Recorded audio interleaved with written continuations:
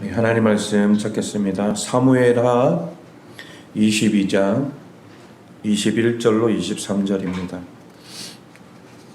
사무엘하 22장 21절로 23절 함께 합독합니다. 여호와께서 내 공의를 따라 상 주시며 내 손의 깨끗함을 따라 갚으셨으니 이는 내가 여호와의 도를 지키고 악을 행함으로 내 하나님을 떠나지 아니하였으며 그의 모든 법도를 내 앞에 두고 그의 규례를 버리지 아니하였음이로다. 아멘. 할렐루야. 오늘 말씀은 하나님 앞에 깨끗한 자녀가 되자라는 말씀 제목으로 함께 은혜 나누겠습니다. 지난 한 해도 2022년도 지난 한 해도 정말 다사다난했죠. 예. 하나님께서 우리 교회와 우리 가정에 은혜를 주셨기 때문에 우리가 오늘 이렇게 한 자리에 모여서 하나님 앞에 예배할 수 있는 줄로 믿습니다. 매 순간 우리의 삶을 지켜주시고 보호해 주시는 그 하나님께 감사하시기 바랍니다. 우리가 감사로 시작해서 마지막 또 연말에도 감사로 끝을 맺어야 된다는 거죠. 새해를 시작하는 이 예배 자리에서 하나님의 말씀으로 큰 은혜를 누리기를 소망합니다. 오늘 본문은 다윗의 고백입니다. 여러분, 저는 이 다윗을 참 좋아해요. 그래서 매일 주소 그것도 데이비드라고 해가지고 해서 이제 저는 늘 쓰고 있는데 그만큼 제가 다윗을 참 좋아해요. 여러분들도 믿음의 선질들 중에서 분명히 좋아하시는 분들이 있을 거예요. 맞죠? 예, 내가 또 롤 모델로 삼고 그렇게 살아갈 어떤 한 사람, 이 한 사람이 있다는 것이 얼마나 중요한지 모릅니다. 저도 마찬가지로 다양하게 많이 있지만은 그 중에 이 다윗을 참 좋아해요. 왜냐하면 다윗의 인생은 항상 시작과 끝이 좋았어요. 무슨 말이냐면 하나님 앞에 감사와 찬송으로 영광을 올렸다면 마지막 끝도 하나님 앞에 영광을 올려드리며 찬송의 삶을 살았던 것을 보게 돼요. 제가 그런 삶을 살고 있다라는 게 아니라 그런 삶을 살고 싶어서 제가 롤 모델로 삼은 사람이 바로 다윗이라는 거예요. 물론 예수 그리스도가 가장 우리의 롤 모델이죠. 그런데 이 다윗을 생각할 때마다 항상 그의 삶에 늘 어려운 문제가 있었어요. 고난도 있었죠. 그러나 그때마다 누구를 찾는 거예요? 하나님을 찾아요. 그리고 그 하나님 앞에 나아가서 모든 문제를 해결하게 되는 놀라운 그런 은혜를 우리는 경험하게 됩니다.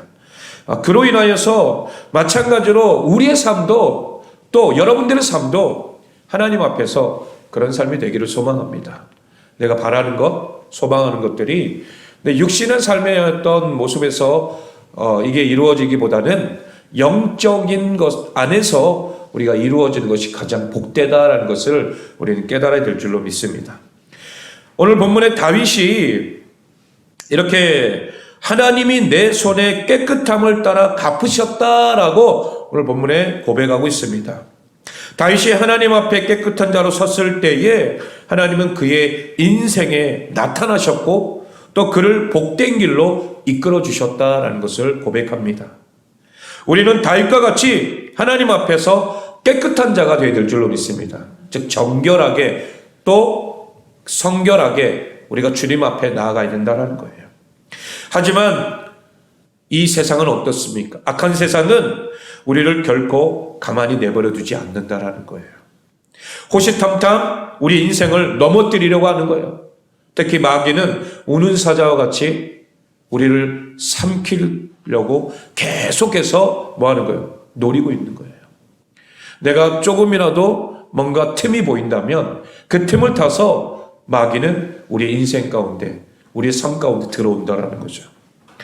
그렇다면 우리가 하나님 앞에서 깨끗한 자로 서기 위해서 해야 할 일이 무엇인가를 우리가 한번 본문 말씀을 통해서 깨닫기를 소망합니다. 첫 번째는 하나님을 떠나지 말아야 된다는 거예요. 오늘 본문 22절 말씀 우리 다시 한번 읽어볼까요? 22절 시작.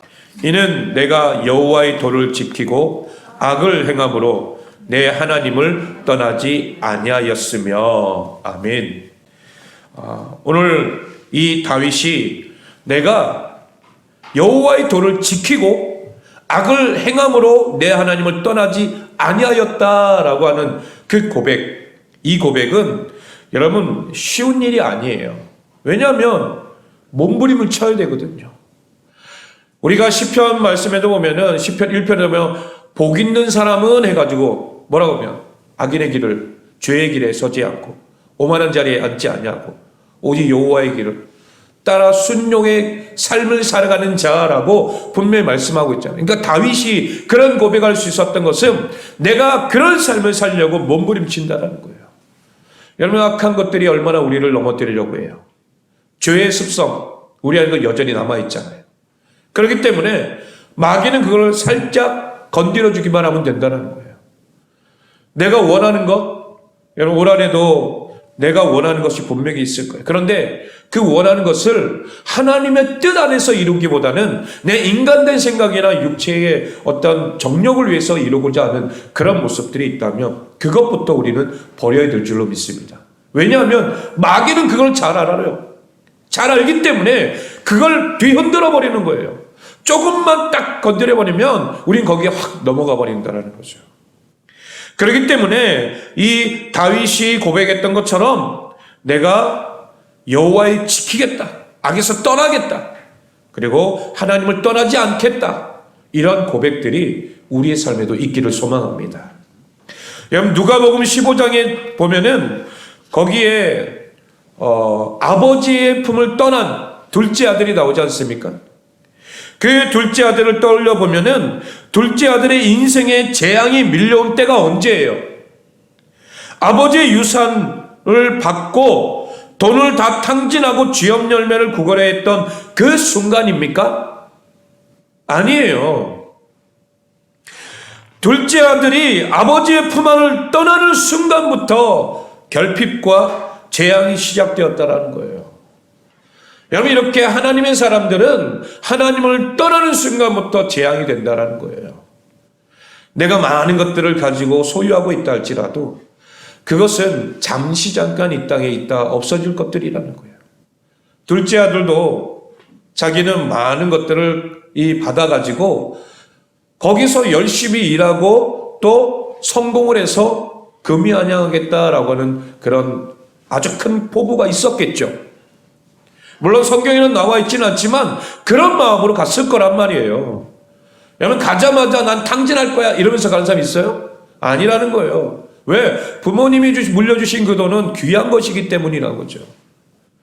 마찬가지로 이것을 어떤 물질에만 국한하지 말고 신앙으로도 한번 생각해 본다면 내가 부모님으로부터 그 받은 신앙을 내가 까먹어버리면 그거는 결국 내 인생의 재앙이 시작되는 거예요. 왜? 내가 하나님의 품으로부터 떠나는 순간부터 그거는 이루어지지 않기 때문이라는 거죠. 여러분 한번 생각해 보세요. 예수님을 떠나서 내가 열심히 신앙생활을 한다고 한다면 그게 열심히 될까요? 안 될까요? 안 돼요. 주님 안에서 그것은 내 의지로만 할 뿐이지 내가 노력한다고 해서 되는 게 아니라는 거예요. 그렇습니까? 안 그렇습니까? 그렇죠. 그러나 내가 주님 안에 있으면 주님이 도와주시는 거예요. 주께서 나와 함께 하시고 내가 무엇을 하든지 거기에 하나님이 주신 놀라운 은혜를 부어주실 줄로 믿습니다. 내 힘으로 하는 게 아니기 때문에 하나님의 능력으로 그 일들을 감당하게 되는 거예요. 결국 우여곡절 끝에 아버지 품으로 돌아온 이 둘째 아들은 아버지의 품은 곧 생명과도 같아서 그가 다시 뭘 받게 되는 거예요? 아들로 인정받고 그리고 아버지의 모든 것들이 또 자기의 것이 되는 거예요. 여러분 우리도 마찬가지로 아버지 품을 떠났다가 다시 주님께로 돌아오면 하나님의 것이 다 우리의 것이 되는 줄로 믿습니다. 우리가 하나님 앞에 구하기만 하면 돼요. 내가 떠났기 때문에 안 되는 거지 주님 안에 있고 늘 함께 하면은 여러분들 왜 안 됩니까? 우리 자녀들도 그렇잖아요. 자녀들이 만약에 부모님을 떠나 있다면은 뭔가 서먹서먹하고 같이 함께 하고 싶어도 그게 안 될 때는 뭐 주고 싶어도 줄 수 있어요, 없어요? 없어요. 그러나 내 옆에 딱 붙어 있으면은 미우나 고우다. 여러분 줄 수 있어요, 없어요? 있죠. 예. 말 안 들어도 그래도 내 자녀니까. 그래서 좋은 것을 줄 수 있는 것이 바로 품 안에 있을 때라는 거예요. 여러분, 우리도 마찬가지로 이 다윗이 고백했던 것처럼 내가 주님의 품 안에 있기를 소망합니다. 사무엘하 22장 29절에는 이렇게 말합니다. 우리 한번 읽어볼까요? 29절 시작. 여호와여, 주는 나의 등불이시니 여호와께서 나의 어둠을 밝히시리이다. 아멘. 우리 힘으로 어둠 속을 걸을 수가 없어요. 등불 대신 하나님이 없이는 단 한 걸음도 우리가 뗄 수 없다라는 거예요. 캄캄한 칠흑 같은 어둠 속에서 여러분 발 디디면은 낭떠러지고 떨어질까봐 여러분 할 수가 없잖아요. 그래요, 안 그래요? 그런데 불빛이 탁 비춰지는 순간 앞에 다 보여요, 안 보여요? 환하게 보이기 때문에 내가 어디를 가든지 갈 수가 있다라는 거예요. 따라서 우리는 오늘 이 시간 새롭게 결단하기를 소망합니다.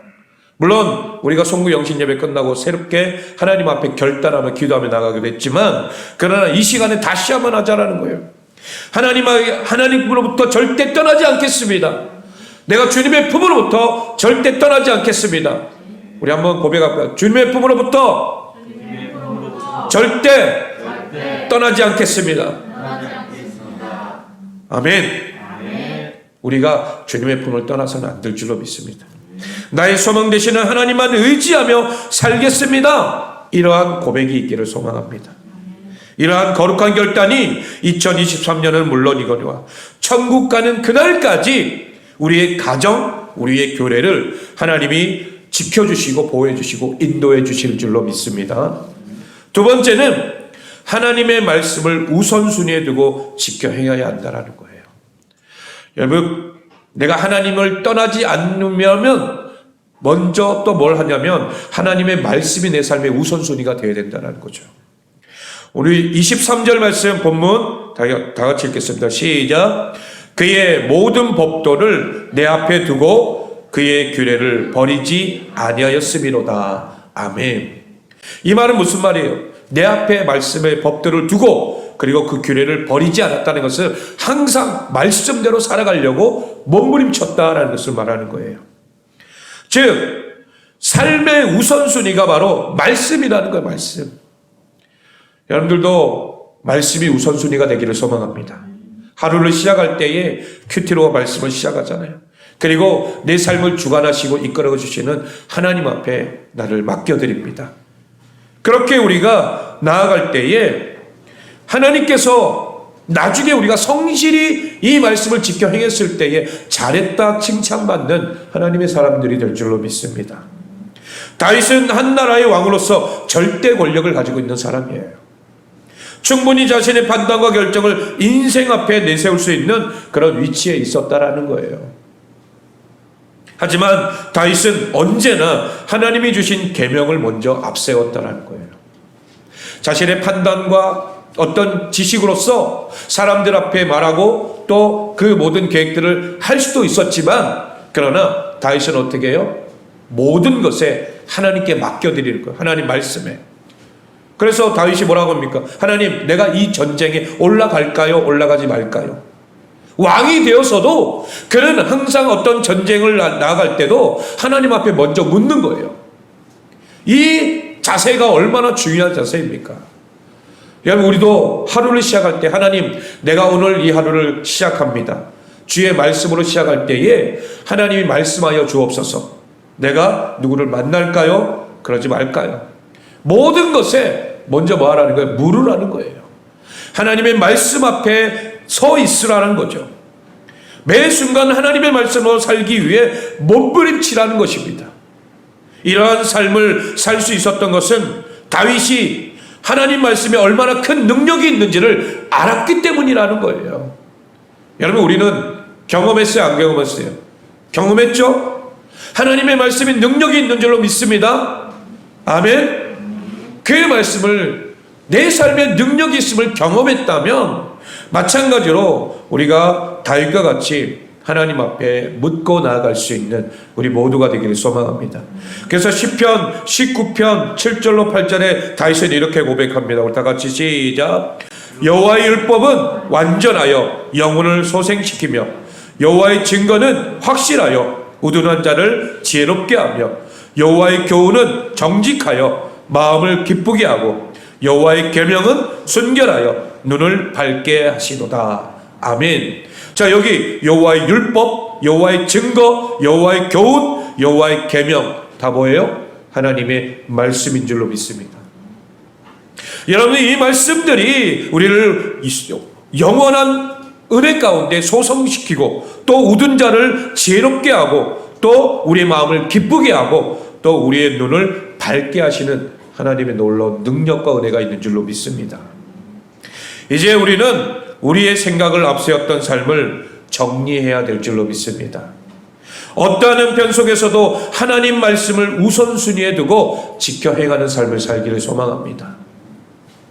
우둔한 자를 지혜롭게 하며 사람의 마음을 기쁘게 하는 하나님의 말씀이 2023년 올 한 해 또한 우리의 교회와 가정의 나침판이 되어서 항상 그 말씀 따라서 살아갈 수 있는 우리 삶이 되기를 소망합니다.